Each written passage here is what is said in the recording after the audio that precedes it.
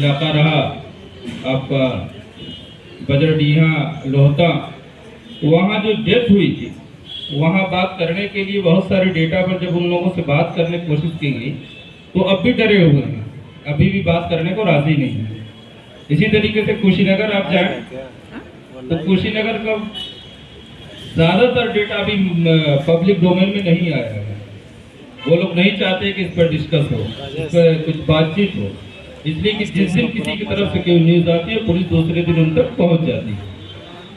तो ये जो ठोक दो की राजनीति की शुरुआत हुई थी और पुलिस का जो इतना विकराल चेहरा सामने आ रहा है, आप ये देखिए कि इसका चेहरा जो हमारे सामने जो डॉक्यूमेंट की शक्ल में वो तो है, लेकिन इससे कहीं ज़्यादा बड़ा चेहरा जो अंदर है, जो अभी तक सामने आ नहीं पाया है। लोग डरे हुए हैं, बताना नहीं चाहते हैं, शेयर करना नहीं चाहते हैं। और सिर्फ ये आम आदमी की बात नहीं है, मैं क्योंकि हमारे सामने हमारे मीडिया के साथी बैठे हुए हैं, कई सारे मीडिया के हमारे साथी जब ये सब न्यूज़ को कवर कर रहे हैं तो पुलिस उनको जो है उनके पीछे चलती चली आ रही है। उनको फ़ोन को टेप करना, उनके जो है मुख्तलिफ कॉल्स के ज़रिए से उनको हरासमेंट करना, उनको जो है एक तरीके से मेंटली टॉर्चर करने की कोशिश करना, ये मीडिया के साथियों के सिलसिले में ये बात। दूसरी तरफ में हमारे सर मौजूद हैं यहाँ कि जुडिशरी का भी एक चेहरा वहाँ नज़र आता है।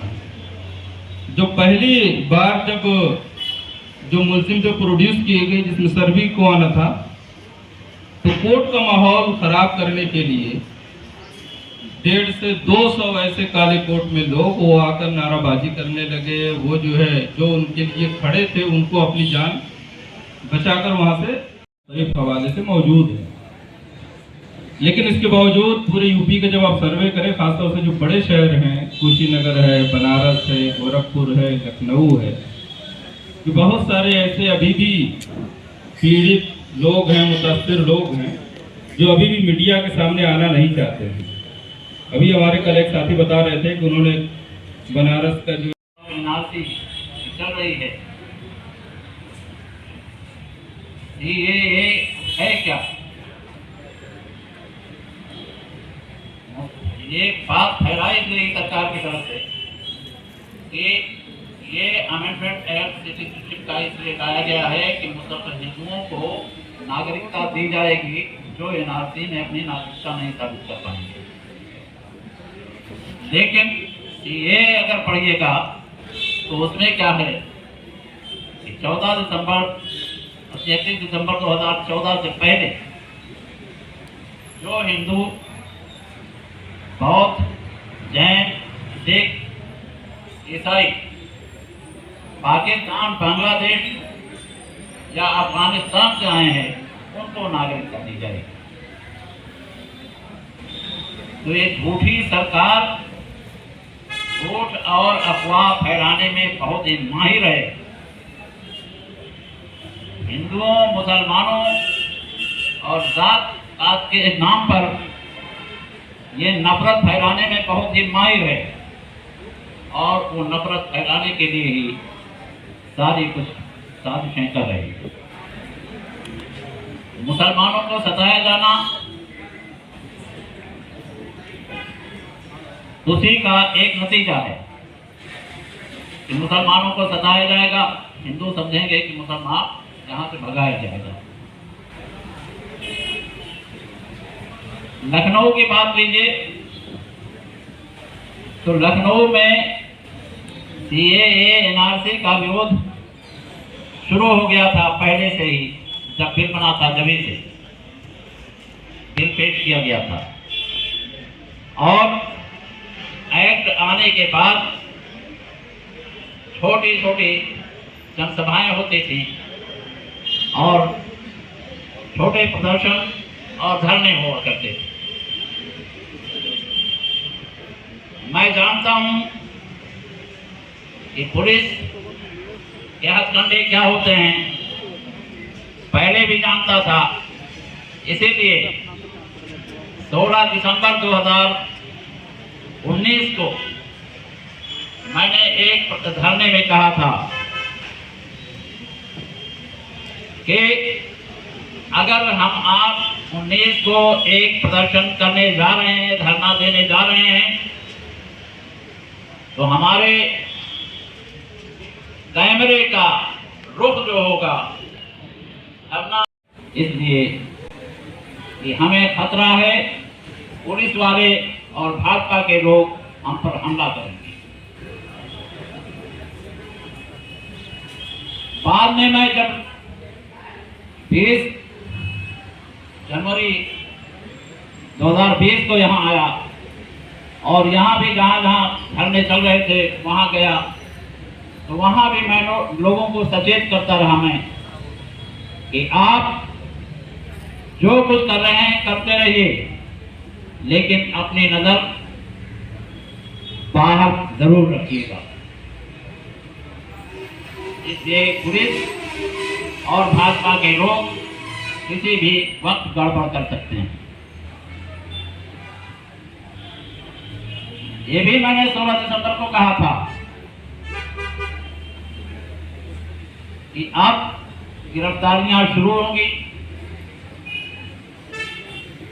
लड़कों के और मर्दों की, और जब तक हमारी महिलाएं, हमारी बहनें और माएं इस धरने प्रदर्शन को आगे नहीं बढ़ाएंगी, तब तक ये धरना प्रदर्शन आगे नहीं बढ़ेगा और खत्म हो जाएगा। 19 दिसंबर को लखनऊ में धरना होता है किए गए ऐलान के मुताबिक। 18 दिसंबर 2019 की शाम को ही मगरिब के वक्त पुलिस वालों ने आकर के हमारे घर पर डेरा डाल दिया कि आप घर से बाहर नहीं निकलेंगे। 19 को पूरे दिन डेरा डाले रहे। 20 की रात में 11:15 बजे मुझे मेरे घर से ले गए। ये घटना होती है, लेकिन जो अरेस्ट मेमो तैयार किया जाता है उसमें कहा जाता है कि 8:45 पर मुझे कार्क होटल तिराहे के पास से गिरफ्तार किया गया। बहुत सारे लोग ऐसे भी आए जिनको पुलिस ने अरेस्ट किया दिसंबर में, वो मार्च 2020 तक या अप्रैल 2020 तक पुलिस कस्टडी में थे और उनके फैमिली मेंबर्स को पुलिस ने प्रॉपर्टी डैमेज के नोटिस भेजे और ये कहा कि अगर आप इसकी भरपाई नहीं करेंगे तो हम इंश्योर करेंगे कि उनको कभी बेल ना मिले जो लोग जेल में हैं। इस हद तक पुलिस ने इंटिमिडेशन टैक्टिक्स यूज करे और पैसा लिया उन लोगों से उनकी फैमिली से जिनके लोग ऑलरेडी अरेस्टेड हैं। और टॉर्चर के टेस्टिमनीज हम सब वाकिफ में बार बार रिपीट नहीं करूंगी, बहुत ज्यादा ट्रिगरिंग इंफॉर्मेशन है, पर torture is also not carried out in terms of it is specific to Islamophobic nature. The nature of torture is Islamophobic, मतलब किसी की दाढ़ी जला देना, रिलीजियस स्लर्स यूज करना, 20-21 साल के बच्चों के साथ, यंग लोगों के साथ टॉर्चर करना, एक वो सिलसिला है। So that has to be the focus point, that the torture itself is Islamophobic in nature. बस थोड़ी सी बात रख के खत्म करूंगी कि ये जो सीए के बाद का हम देख रहे हैं, उसके बाद भी यूपी एडमिनिस्ट्रेशन ने किस तरीके से इसको आगे किया, अपनी जो पूरी जो वॉर है उन्होंने डिक्लेयर करी अपने खुद के सिटीजन्स पर, उसको वो कैसे आगे लेकर गए। 2020 में नवंबर में anti conversion ordinance, UP became the first state to pass that ordinance. और पूरे नंबर नहीं दूंगी, एक छोटा सा इंच अगर आप जानना चाहें तो उसमें कि within the first month of the ordinance being pass 34 people were arrested. All 34 were Muslims. This is what we are saying, more than one arrest a day. और इसीलिए ये लेजिस्लेशन लाया गया कि हम मुसलमानों को क्रिमिनलाइज करें। और उसके बाद अगर आप देखिएगा, क्योंकि हम सीए की बात करते हैं, पूरा डॉक्यूमेंटेशन है और मुसलमानों को किस तरीके से परेशान किया जा रहा है, उनकी एग्जिस्टेंस पर सवाल उठाए जा रहे हैं उत्तर प्रदेश में इस वक्त। कुछ नाम उसमें रह जाते हैं, तो मैं ज़रूर ये बात बोलूँगी कि अक्टूबर 2020 में सिद्दीक कप्पार, अतीकुर रहमान, आलम और मोहम्मद दानी के तहत, सिर्फ इसलिए क्योंकि वो अपना काम कर रहे थे एज जर्नलिस्ट, तो आप उनकी बात रह ना जाए, उनके नाम हम भूल ना जाए और उनको ना भूल जाए जो ऑर्डिनेंस में अभी अरेस्टेड हैं, और वो बहुत यंग लोग हैं, 20 साल के हैं, 21 साल के हैं, जिनको बेल नहीं मिल रही है पिछले 1 साल से 1.5 साल। बस यहीं पे अपनी बात।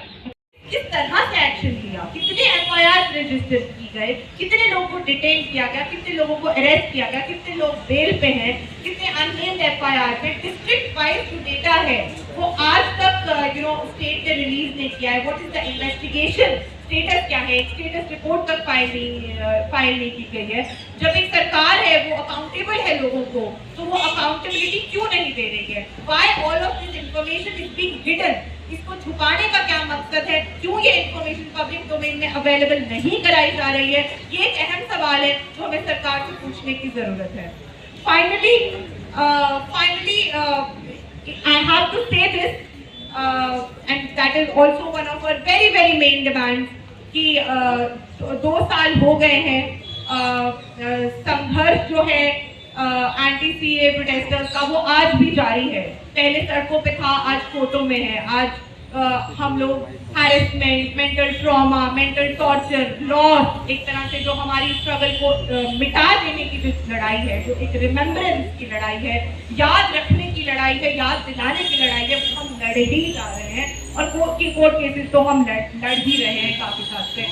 इसको ये अब लड़ाई कितने साल चलेगी वो मैं नहीं जानती, बट स्टेट को जो ये लोगों का मैंडेट है, which is the people's mandate, because इतना अहम स्ट्रगल चल रहा है 2 साल से, clearly the public does not want laws like the citizenship amendment act or something like the NRC or the NPR, and we request the government to please revisit all of these laws along with draconian laws like the UAPA, like the NSA, all of these laws and all of these legislations which are discriminatory, and they must be repealed at the earliest.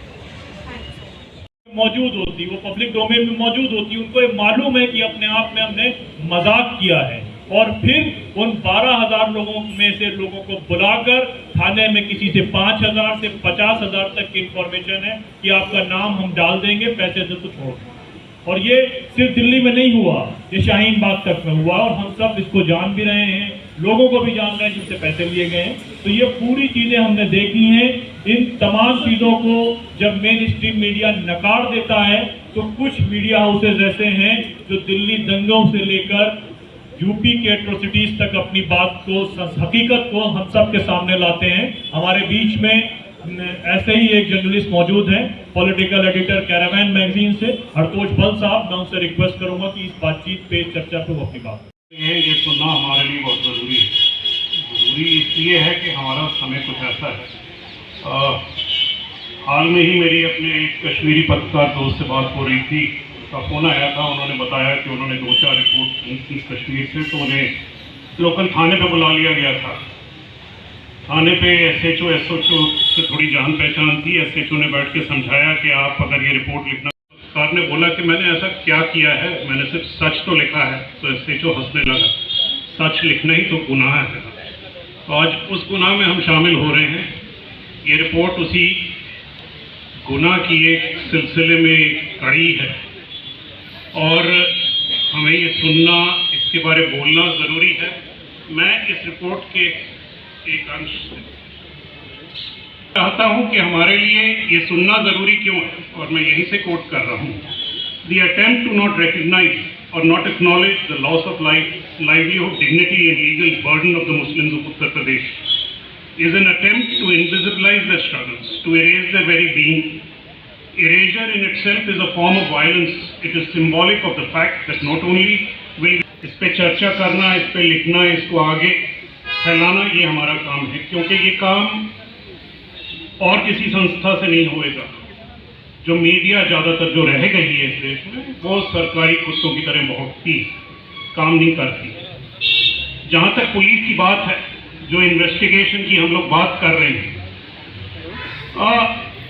अपने इस legal system में हमारा विश्वास नहीं है। और विश्वास क्यों होना चाहिए, बात जुडिशरी की नहीं है, वो तो बात बाद में आती है।